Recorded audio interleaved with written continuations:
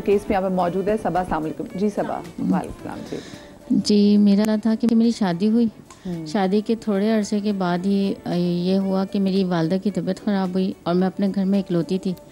बहनें नहीं थी, भाई थे, तो वो मुझसे छोटे थे सब। तो मुझे ये होता था कि मैं अम्मी को भी देखूं, घर भी देखूं, दोनों तरफ देखती थी। और हस्बैंड को ये बात पसंद नहीं थी, ना ये मेरी सास को पसंद था कि मैं मतलब अपने घर को या अपनी माँ को या किसी को भी यानी कि देखूं। उनका ये था कि बस हमें ही देखना है, हमें ही करना है। लेकिन फिर भी ज़ाहिर से थे, मेरी माँ थी, मैं हर बात उनसे शेयर करती थी। कुछ भी होता था तो मुझे हर बात अम्मी से करनी होती थी। अब मुझे अंदाज़ा नहीं था कि मतलब कि मैं अम्मी से करूँगी तो क्या इसका रिज़ल्ट होगा, क्योंकि मेरी 16 साल की उम्र में शादी हुई थी और इस चीज़ को मैनेज करना बहुत मुश्किल था। बस ये समझ थी कि ये भी घर ख़राब ना हो और वो भी मसला ख़राब ना हो, क्योंकि मेरे वालिद तो थे नहीं, माँ थी मेरी अकेले। मैं अपने घर को लेकर दोनों तरफ चल रही थी।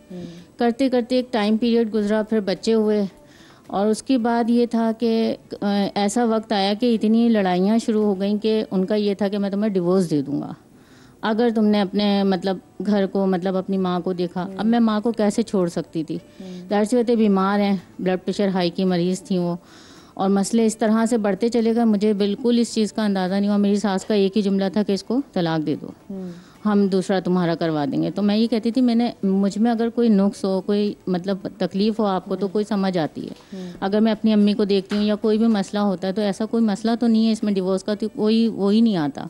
और ये भी इकलौते थे अपनी माँ के ना, कोई बहन नहीं थी, कोई भाई नहीं था। तो इस वजह से वो इतने मसले ख़राब कर दिए मेरी सास ने कि मतलब कि नहीं बस किसी तरह इसको वो कर दो। अब मैं अम्मी से शेयर करती थी, अम्मी कहने लगी तुम घर आ जाओ। जब मैं घर, मैंने कहा अम्मी मैं बहुत तंग आ गई हूँ, बहुत परेशान हो गई हूँ, रोज़ रोज़ की लड़ाई झगड़ों से। बच्चे थे आपको इसमें? जी मेरे बच्चे हैं, एक बेटा है एक बेटी है मेरे। ना 2 बच्चे हैं, बेटी मेरी बड़ी है और बेटा छोटा है, 2 साल का फ़र्क है ना। तो अच्छा, वैसे आपकी अम्मी ने कहा आप वापस आ जाओ, फिर आप वापस चली गई? नहीं, मतलब उन्होंने ये कहा कि अगर लड़ाई झगड़े ज़्यादा हो रहे हैं तो तुम थोड़े दिन के लिए घर आ जाओ। मतलब उन्होंने मैं उस लिहाज आपकी से। बात कहीं काटूंगी क्योंकि मुझे जो है ना ब्रेक लेनी है, ब्रेक से फिर हम कंटिन्यू करते हैं। कहीं आप लोग कहीं में जाइएगा।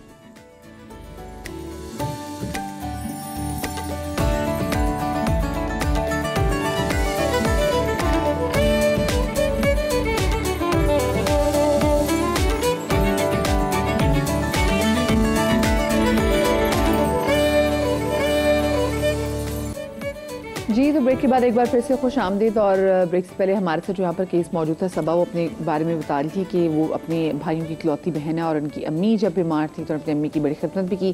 साथ में ये अपनी घर की बातें अपनी अम्मी को भी शेयर करती थी। फिर ऑफ कोर्स अम्मी का भी इनकी घर की बातों में अमल दखल था, ये परेशान भी हुई। फिर आपकी अम्मी ने आपसे कहा कि वापस आ जाओ। जी बिल्कुल इसी तरह हुआ कि जब अम्मी ने कहा कि आप ऐसा करो कि थोड़े दिन के लिए घर आ जाओ तो शायद ये मसला तुम्हारा सॉल्व हो जाएगा। ना मतलब उनका कहने का मतलब नाराज़ हो के आ जाओ। हाँ, इस तरीके से आओ कि मतलब उनको भी ये लगे कि जैसे कि तुम्हें भी मतलब वो हो रहा है ना, परेशानी हो रही है।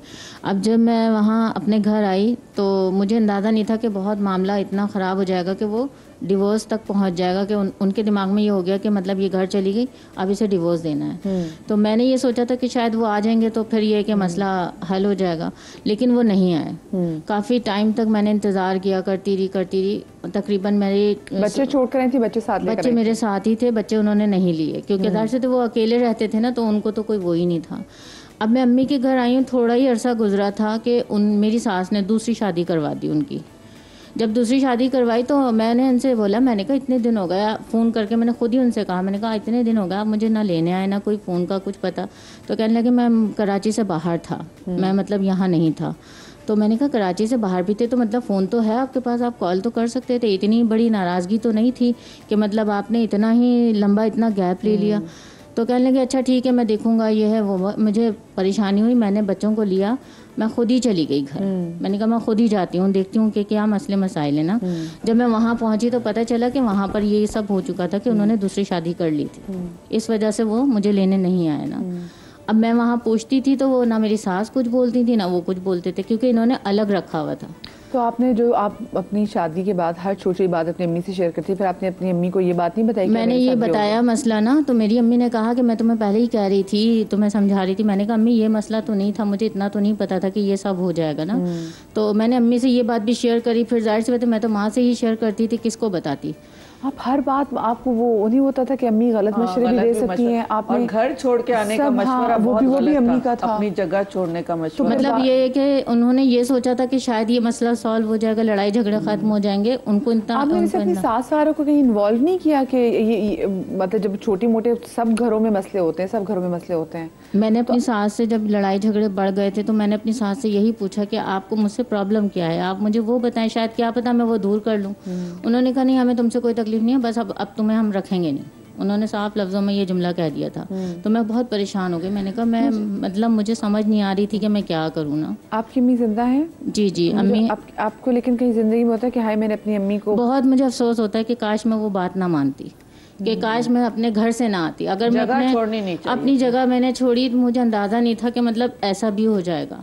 और मुझे फिर उसके बाद उन्होंने दोबारा मतलब वो नहीं किया। अच्छा, पहली बार ऐसा हुआ कि अम्मी ने मशवरा दिया, या इससे पहले अम्मी आपकी कभी घर भी आके कभी कोई लड़ाई होती थी तो अम्मी घर भी आती थी, कभी कुछ ऐसा हुआ? अम्मी घर आती थी लेकिन मैं कभी इस तरीके से नहीं हुई कि मतलब मैं घर छोड़कर चली जाऊँ। वो बस एक बहुत ज़्यादा तो जब अम्मी घर आती थी वो किस सिलसिले में आती थी जब आपके? वो इसी वजह से कि मतलब लड़ाई झगड़ा होता था, सास और मियाँ मुझसे जब लड़ते थे कि तुम अपने घर नहीं जाओगी, तुम अपने, तो मैं अम्मी को ये बात बताती थी कि मैं नहीं जा सकती हूँ, मैं नहीं आ सकती, तो फिर अम्मी घर आती थी मेरे ना। ये गलत हो जाता है। तो अच्छा, यानी कि आप अपनी अम्मी को बताती थी घर में आज ये लड़ाई हो गई है? वो अम्मी मुझे फ़ोन करके कहती थी ना कि तुम आ जाओ, या मुझे अगर कहीं जाना है या कुछ भी मसले होते थे, क्योंकि मैंने आपको बताया कि वालिद नहीं थे, भाई छोटे थे, तो कोई भी काम होता तो अम्मी मुझसे करती थी। तो बोलती थी, मैं कहती थी कि अम्मी अभी नहीं आ सकती हूँ, तो उस बात पर अम्मी कहती थी कि अच्छा ठीक है। तो वो ऐसा होता था कि खुद आ जाती थी।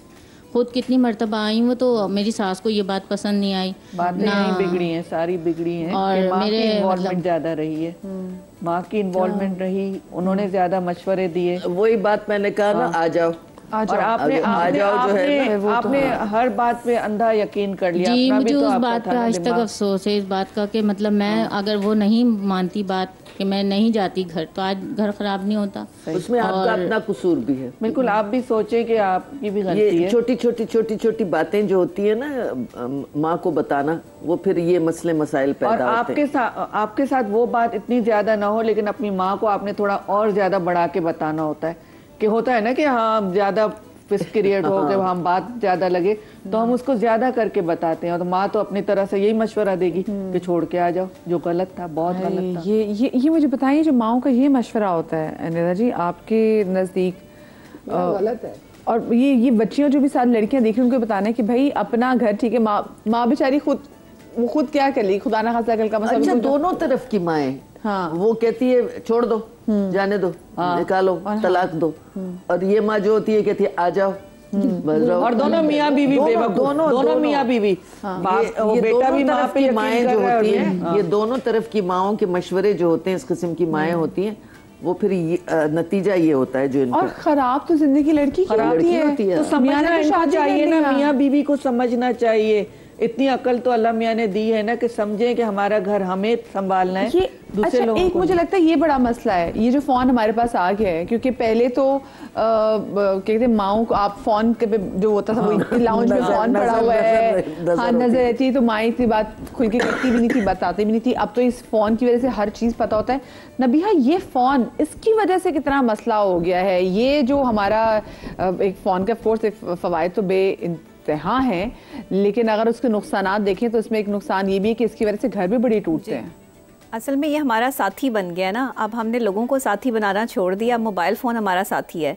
ज़रा से परेशान होते हैं, टेंशन में होते हैं, फ़ौरी तौर पे या तो गूगल सर्च करना शुरू कर देते हैं कि इस डिप्रेशन का हल क्या है, दवाइयाँ ढूंढनी शुरू कर देते हैं और ख़ुद साख्ता डॉक्टर बन जाते हैं अक्सर लोग। या फिर क्या करते हैं कि डिप्रेशन के लिए जो है वो फटाफट अम्मी को कॉल जाती है कि अम्मी मुझे ये हो गया। वो छोटे से मासूम से बच्चे नहीं होते, छोटे छोटे जो अपनी किसी तकलीफ़ के लिए मामा मामा करके जो पीछे पीछे भाग रहे होते हैं। ये लड़कियाँ भी शादी के बाद इसी सिचुएशन में आ जाती हैं कि माँ के पास। देखें, माँ का एक आप ताल्लुक जो है वो बेटी से तोड़ नहीं सकते। ससुराल वालों को भी समझना चाहिए कि अगर उसकी माँ जो है वो अकेली रहती है, बहन भाई छोटे हैं और वो अपनी माँ का करना चाहती है, तो उसे वीक में कोई एक डे दें जिसमें वो जाके अपनी माँ का सारा काम वगैरह कराए, उसको थोड़ा सा प्रोटेक्ट कराए। अब ऐसे थोड़ी है कि ससुराल वालों को बेटियाँ बेच दी हैं कि जी उन्होंने ख़रीद ली हैं और पैसे दे के और वो फिर मालिक बन गए उन बेटियों के। ऐसे थोड़ी है कि आप घर में बहुएँ लेके जा रहे हैं तो आप उनके मालिक बन चुके हैं।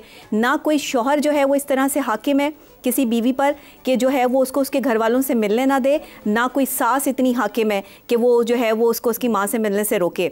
दुनिया का कोई कानून किसी भी लड़की को उसके ससुराल में जाने के बाद उसके मैके जाने से नहीं रोक सकता।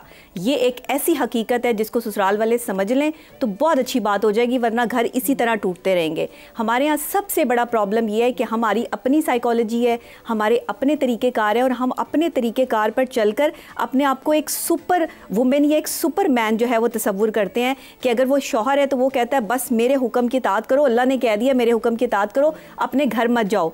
नहीं, आप अपने हकूक़ समझें। अगर आप शौहर हैं तो आपका बीवी पे हक़ है कि आप उसको उसके घर जाने की इजाज़त दें, उसके माँ बाप से मिलने की इजाज़त दें, उसको अच्छे कपड़े दें, उसके खाने पीने का ध्यान करें, उसके साथ मोहब्बत से पेश आएँ, हकूक़ ज़ौजियत अदा करें। इवन यहाँ पर तो जो है वो डेज़ भी कंसीडर किए गए हैं।